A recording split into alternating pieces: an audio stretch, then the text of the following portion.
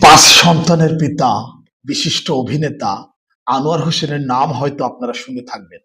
আজকের ভিডিওটি অবশ্যই আপনাকে একটু মনোযোগ দিয়ে দেখতে হবে, তাহলে বুঝতে পারবেন আমি কোন বিষয়টা ফোকাস করতে চেয়েছি।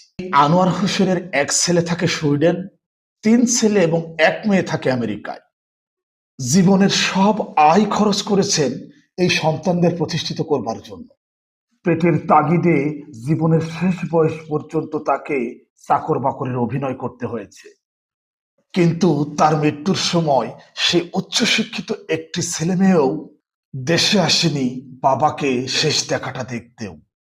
হায়রে হতভাগা বাবা, হায়রে হতভাগা পিতা, জীবনের সর্বোচ্চ বিলিয়ে দিয়েছে যে সন্তানদের প্রতিষ্ঠিত করবার জন্য, শেষ জীবনে শেষ দেখাটাও দেখতে আসেনি সেই উচ্চশিক্ষিত ছেলে মেয়ে। সত্যিকার অর্থে যে শিক্ষা ব্যবস্থা নৈতিক চরিত্রের উন্নতি করতে পারে না, সেই শিক্ষা ব্যবস্থার কি প্রয়োজন? যে শিক্ষা ব্যবস্থায় বিবেকের দ্বার বন্ধ হয়ে যায়, সেই শিক্ষা ব্যবস্থার কতটুকু প্রয়োজন আমাদের?